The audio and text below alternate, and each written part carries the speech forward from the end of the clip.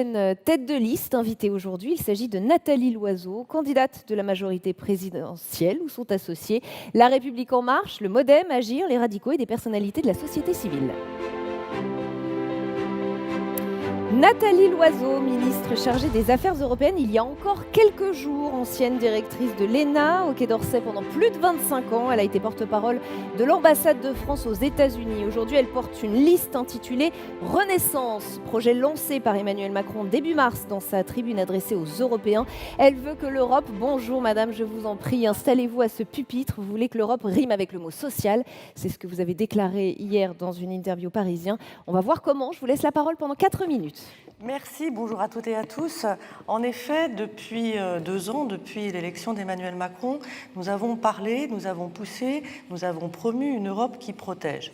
Et une Europe qui protège, c'est ce que nous comprenons du mot Europe sociale. Une Europe qui protège, ça n'est pas un slogan, c'est une Europe de solutions. Pour nous, l'Europe qui protège, c'est d'abord celle qui protège ses travailleurs et qui évite de les mettre en concurrence les uns contre les autres. Nous allons nous battre pour enfin mettre en place un SMIC partout en Europe. Il y a 6 pays européens qui n'ont pas de salaire minimum.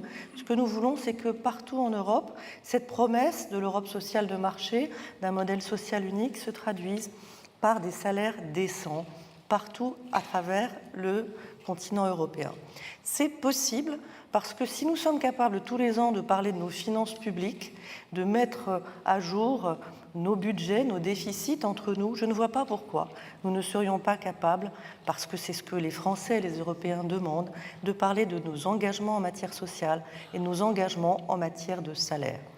Je pense aussi que c'est possible parce que quand des fonds européens sont distribués à travers l'Europe pour aider à la convergence et à la cohésion. Si la convergence sociale ne fait pas partie de la cohésion, alors je ne sais pas ce que ces fonds européens ont à faire. Je pense qu'un pays comme la France, qui est un grand contributeur de l'Union européenne, doit pouvoir porter ça.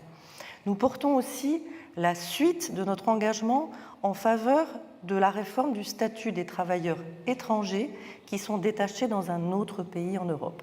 Nous avons gagné une première bataille puisqu'aujourd'hui nous avons réussi à graver dans le marbre le principe de à travail égal, salaire égal sur le même lieu de travail.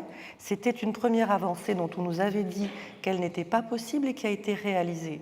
Maintenant, il faut aller plus loin.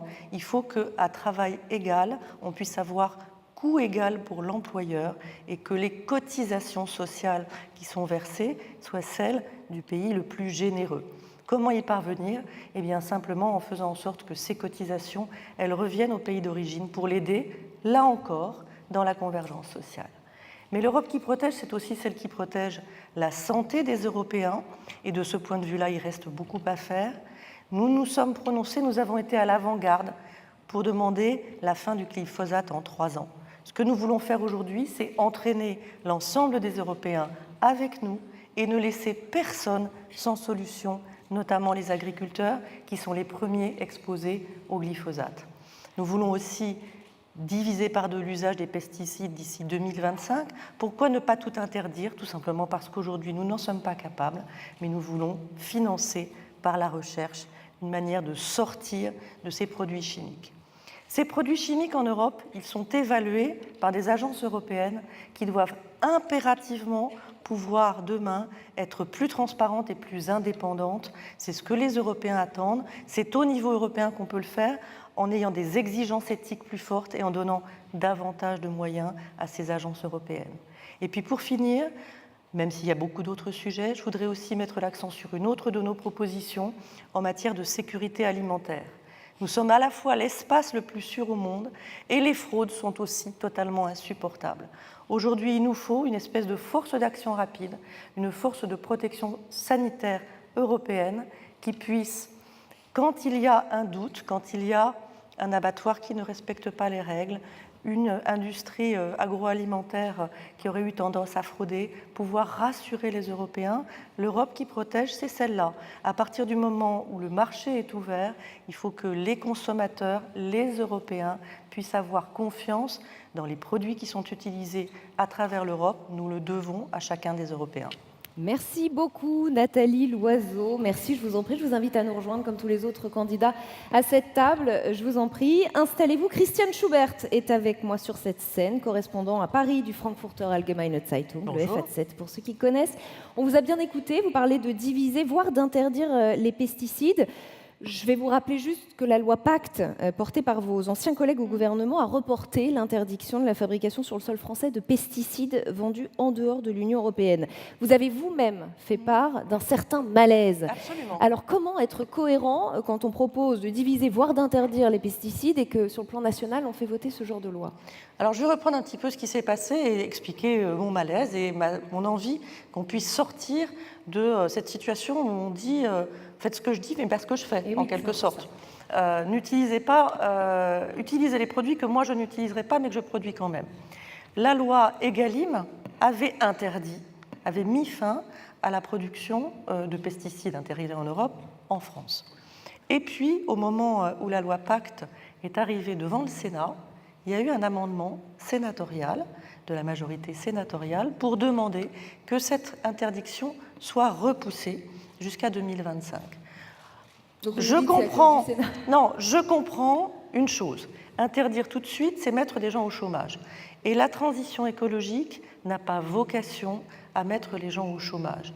D'ailleurs, l'une des propositions que nous portons, c'est que les fonds européens puissent être utilisés notamment pour accompagner ceux qui, parce qu'on sort des centrales à charbon, parce qu'on ferme Fessenheim ou parce qu'on ferme une usine qui fabrique des pesticides désormais interdits, qu'on puisse accompagner les salariés dans leur reconversion pour leur trouver un nouveau travail.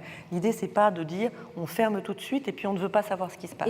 Mais je suis absolument engagée et déterminée à pousser, à la fois sur le plan national et évidemment sur le plan européen, qu'on soit en cohérence entre nos engagements et nos actions. Il y a un problème qui vient se greffer sur le glyphosate. Plusieurs parlementaires qui ont combattu le glyphosate, plusieurs parlementaires européens, ont dit à quel point ça avait été une lutte acharnée contre les lobbies. Est-ce que notre Europe aujourd'hui, c'est une Europe des lobbies? C'est une Europe où les lobbies sont présents, essayent d'être puissants, et c'est une Europe qui doit combattre, qui ne peut combattre les lobbies qu'au niveau européen. Regardez par exemple, s'agissant des GAFA. Le règlement général sur la protection des données a été voté par le Parlement européen, décidé par l'Union européenne, après des années de lobbying hostile des GAFA. Donc, victoire du bon sens. L'intimité numérique, c'est quelque chose que l'Europe a inventé, ni l'Amérique ni la Chine, c'est l'Europe. Donc on a gagné. On a d'ailleurs gagné d'autres batailles sur les droits d'auteur, sur l'obligation à avoir 30% de contenu européen sur les plateformes du type Netflix. Les GAFA sont toujours là, mais ils ne gagnent pas toujours. Mais ce que je veux dire, c'est que, par exemple, quand la Commission nationale informatique et liberté française met une amende à Google parce qu'il n'a pas respecté le règlement général sur la protection des données, cette amende, elle est de 50 millions d'euros. Autant dire que pour Google, c'est le temps d'un éternuement. Quand la Commission met à l'amende Google ou d'autres, et le but, ce n'est pas de mettre à l'amende, c'est de condamner, de sanctionner des comportements condamnables. C'est 13 milliards d'euros. C'est tout à fait autre chose. Et à ce moment-là, les grandes multinationales, quand elles sont confrontées à la nécessité de se conformer à la réglementation européenne et au risque d'être sanctionnées par l'Europe, non seulement elles écoutent, mais aujourd'hui elles viennent nous dire, finalement, le règlement sur la protection des données, maintenant qu'il est là, on préférerait que vous l'exportiez ailleurs dans le monde, parce que si on avait la même réglementation partout, ça rendrait notre vie plus simple. Aujourd'hui, on l'exporte en Inde, on l'exporte au Japon, on a aussi une influence européenne sur la manière de réguler les grandes plateformes, ça n'est pas rien. Nathalie Loiseau, on a pas mal de questions. En janvier, l'Europe a voté le principe d'un congé paternité partout dans l'Union, devant durer au moins 10 jours. En France, on est à 11 jours, non obligatoires. Et Marc Bassett, qui était là tout à l'heure, disait en Espagne, il vient de passer de 5 à 8 semaines, dont 2 obligatoires. Pourquoi on n'harmonise pas? Pourquoi la France est-elle moins généreuse que l'Espagne? Pourquoi on n'essaye pas de tous montrer l'exemple sur l'égalité homme-femme sur ce point? Alors moi, ce que je porte, d'abord, c'est un féminisme militant en ce qui me concerne depuis longtemps, et ce que la liste que je conduis porte, c'est l'envie d'une politique féministe européenne. C'est-à-dire qu'on puisse, en quelque sorte, créer la clause de l'européenne la plus favorisée. Qu'est-ce que ça veut dire? C'est mettre à plat les pratiques des différents pays européens, qu'il s'agisse de l'équilibre des temps de vie, qu'il s'agisse des inégalités salariales, qu'il s'agisse de la garde des jeunes enfants ou d'autres sujets, qu'il s'agisse de la lutte contre les violences faites aux femmes, et qu'on aligne vers le haut la réglementation de chaque pays sur celle qui fonctionne le mieux. Alors après, il y a évidemment des différences nationales. Par exemple, sur le congé parental, j'allais vous en parler, la Commission proposait de le rémunérer au même niveau qu'un arrêt maladie. La France a dit non, ça coûte trop cher. Ce n'est pas la France qui a dit non, c'est une majorité de pays européens qui ont dit à l'Union européenne, dont la France, qui ont dit à l'Union européenne, vous n'avez pas totalement mesuré le financement que nécessite ce que vous proposez. En France, on a fait un choix qui est celui d'un congé parental long et mal rémunéré. Je vais vous dire ma conviction personnelle de femme, de mère de famille. Je pense que c'est le pire des deux mondes. Je pense qu'on sort longtemps du marché du travail et que c'est plus difficile d'y rentrer et qu'on est précarisé pendant qu'on est en congé parental, ce qui fait que très souvent, c'est celui des deux dans le couple qui a le salaire le moins élevé qui se met en congé parental. En général, et malheureusement, c'est souvent la femme. Christiane Schubert, pour quelques questions. Je vous en prie. Madame Loiseau, alors le président, et vous venez de le dire, exige un salaire minimum européen adapté à chaque pays et discuté chaque année collectivement, si j'ai bien compris. La France a un salaire minimum de plus de 10 € par heure.